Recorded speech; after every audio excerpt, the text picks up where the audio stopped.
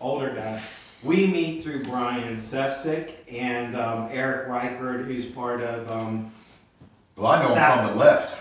So you go back that far. Yeah, Okay. I know Brian from the left, and well, Kevin too, and Good. Okay. Jimmy. I don't really know him that well, but yeah, I smoked a joint with him after a show one time. I did the Redneck 7-Eleven song, right? My wife got introduced because she saw it in the Facebook, and that was before I was in the Facebook. Well, we're doing a special program about the left on June 27th. We're doing it through the School of Rock. We're going to do it out at O'Connell's. We have the students here picking out, they're going to learn the left songs. So they would perform songs from the left. Oh, really? Then it's Kevin and That's the great. Driving Beats, Jimmy Swope, and Sourpuss, Brian Sefcik. So Right. you've got all the major players. Jimmy opened our series last April at Area 31. But so you go all the way back to the left. Were you a fan of the Voodoo Love Gods? Well, I just recently found when they all put that show together. That's when I found out about them, and I am a fan now. Yeah, it was great. That, Andy, right? From the Voodoos, the drummer. Driving Beats. That's where I know him from. Yeah. Gave me two black eyes in 1990. Yeah. Me, him, and Jimmy Swope, right? Like Andy and I are gonna get in this fight, so we go to a playground in an elementary school, and Jimmy Swope watches Andy and I go at it.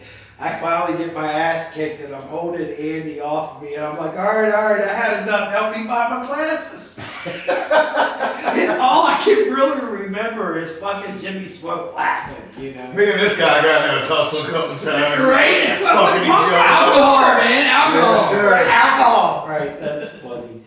That's funny. It happens. All right, so how long have you been part of this scene? How long have you been going to local shows, regional shows?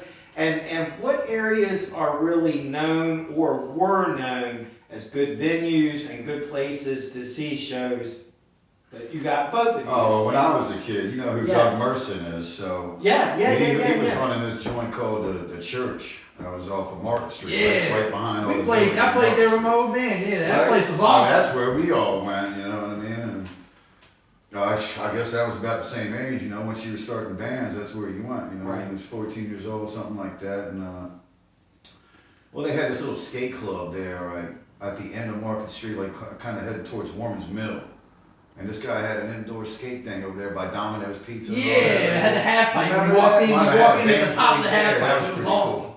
Yeah, I really like that, playing in that place, and, you know, back then everybody played Bellis's, and it was, you know, 611 was called Coconut Alley. Yeah. And, you know. I played there with I played a lot of places. I've been in a lot of bands like Old locally. Town, I guess. I think it was always called Old Town. I can't remember the exact name of what they called it, but it's where Noma Art Gallery is, and it became Blue Elephant. It used to be called the Attic. The Attic. I played there with my band too.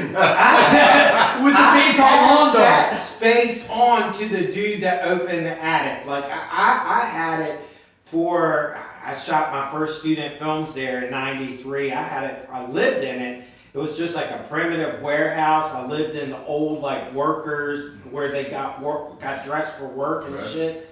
But yeah, that was a neat space. We played there with a band called Lawn Dart. It was like guys after this band called Version X, like one of their new bands, but it was awesome. It was a good show. That's cool. Yeah, I like all that stuff downtown, man, because they had the record store, you know, remember all the record shops there, like Megaphone. Megaphone, I had the art gallery in the back of Megaphone. Oh, I loved it, yeah. All that Me and stuff Ed was great. Ramsberg, yeah. Brainstorm. What else? Yeah, I love Brainstorm. Brainstorm. Brainstorm. That's in Walkersville now, did you know that? No. Yeah, that's in downtown Walkersville. People still buy where records? Ray's used to be. Walkersville, that's where I grew up, was in Walkersville. You know, Okay. Discovered. So. What about Rob Garza? Did you ever meet Rob, or do you know Rob? No, I don't think so. That's Thievery Corporation, right? He's the main dude behind Thievery Corporation. Okay. And he's from Walkersville, right? A Latino guy. I met him at Frederick Community College. He was doing video production.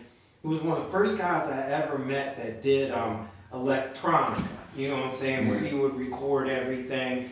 called it his his record label was Thievery Corporation, and he called his act the Cool Juju Kid Crew. And he performed his first shows ever were at the space we're talking about. That was the Attic.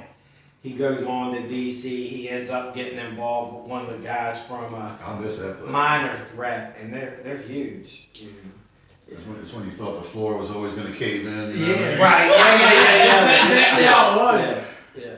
I loved it. Who are some of the national acts that you go out of your way to see now? Is there anyone? Oh, you know what? Anytime the Dickies are playing, I will go out of my way to see them. There's nothing like a dick puppet on stage, you know what I mean? So, Right. the balls hanging down and shit, that's great. I mean, anything really from Guar, you know, anything cool. I saw Guar many times back in the I day. saw Yeah. X came a little while ago, a couple years ago. I got to see X. Mhm. That was great.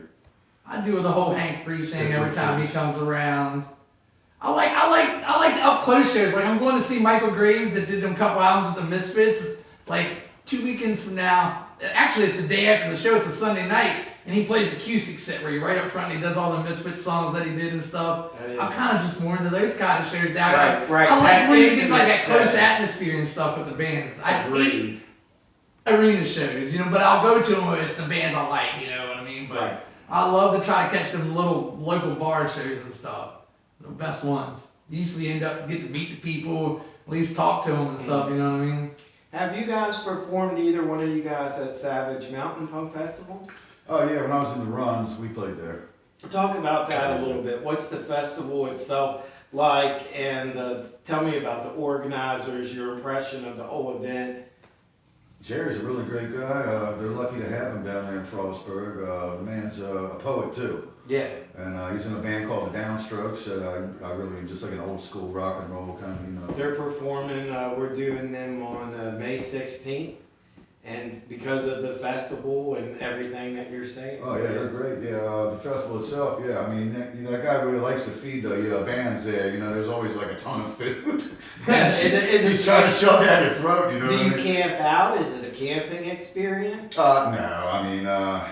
It's like a one-day event, or? The thing itself. Well, no, the whole thing was the Savage Mountain Festival itself is a 3-day event. I think they're trying to turn it into a 4-day and 5-day, like even going to Thursday and all that. Man, don't eat the brown acid. So yeah, I mean, but it's like it's definitely you get a sense of community down there, and people like to help each other out and stuff like that, and it's a real support system for each band and all, and the people down there that go to the shows too. It was an intense experience for me to go all the way to Cumberland to see a show like that. Right. But it's a gorgeous drive though, isn't it? A beautiful drive, and that venue was fantastic. That's awesome. Yeah, I thought Roundhouse. Oh, Was it Red House? Oh, the Red House Soundstage Oh, yeah, was I where. played there too. Yeah, that's how we met. Yeah, that place is real cool. Yeah, I thought and to see punk and underground music that vibrant and having that much participation so far away from like DC or Baltimore, Right. that was intense. And to see that this thing has become much more than what it was when we were younger, much more culturally. Right. It's everywhere. Right, it's everywhere. Yeah, it's getting a little more accepted. Right. Yeah. I think the fear of kids just out having fun isn't, Right. what it used to be back in the day. We used to It's get not beat like on in that. high school for looking the way we did. It's You know not what I like mean? football Especially going to anymore. school where I did in the country. I think the strangest experience about coming to these shows is just how multi-generational they are now. Like the last show they did, which was a punk show, there's little kids there. I mean, little kids. Tiny kids, yeah. All yeah. the way up, To old And people. when I went to shows like the Cro-Mags at night, it was all degenerate young people, I don't remember seeing any adults, so all of a sudden to see this, I'm like, okay, so that's changed in 30 Yeah, years. but now it's our generation, and so we want to see the shows, and we want to influence the kids too. So. And working with the Exiles, right? Getting to know all of those guys. Oh, they're great. I love it, man. And their dad. That's and inspirational. That's one of the Yeah, reasons why I personally am out here. Yeah, I think they're incredible live. We got John Boland's band, suspect device is playing with the downstrokes. And we have Adam Strausner from the Helgramites. Hell yeah. He's doing a bluegrass Bluegrass, thing called the Missing Links. Oh, really? Oh, wow. Yeah. I like that kind of stuff. I'll let check Oh, that yeah. out. This guy. I But I tell you, he lives right over there. It's over that way. Yeah, I was gonna say. Banjos and stuff. Oh, that's funny. All right, one of the things we talk about too is, and I make sure I do this with all the bands, and everyone has a different perspective on it, but we talk about drugs. So I want to go with We're gonna Perry. get a beer for that one. Perry, with you, let's talk about, whatever you want to say on the subject. Some people are into straight edge, other people talk about former addictions, whatever you want to share. He don't know what's he getting himself into. I don't even drink anymore because my liver's crushed and I'm only 43. That's You why I can't don't drink. drink anymore. That's how much he used to drink. He can't drink no more. Yeah, it's like that. I used to be world famous drunk. I gotta double it up, because of this. Yeah, now I got AT&T coffee. Now, the great thing about being in this guy is I always got a DD, every time at the show, so that's pretty cool. Keep going. But yeah, now I'm the designated driver, you know what I mean? Because I don't drink, and it's actually pretty cool. I get to be everybody's babysitter, and There is that. but drinking was always a big part of the scene when I was a kid. You'd be hanging out behind the club, getting your drinks in and stuff. And where I grew up, a lot of the shows were Talking about parking lot beer. yeah, parking lot beer. A lot of the shows I went to as a kid were all field parties, that kind of stuff out by Brunswick. Yeah, I miss Oh, those. me We did too. the I shows love at it. Yeah. the brass Always had a skating rink in the hippie basement. guy. I got arrested doing stuff like that. Back in the day, I used to be able to run. Okay. Catch me now. Perry, besides alcohol, and now you don't drink, what about any other recreational drugs? Psychedelics? If You mean on us right now? No. Are you looking In the right now? past. I follow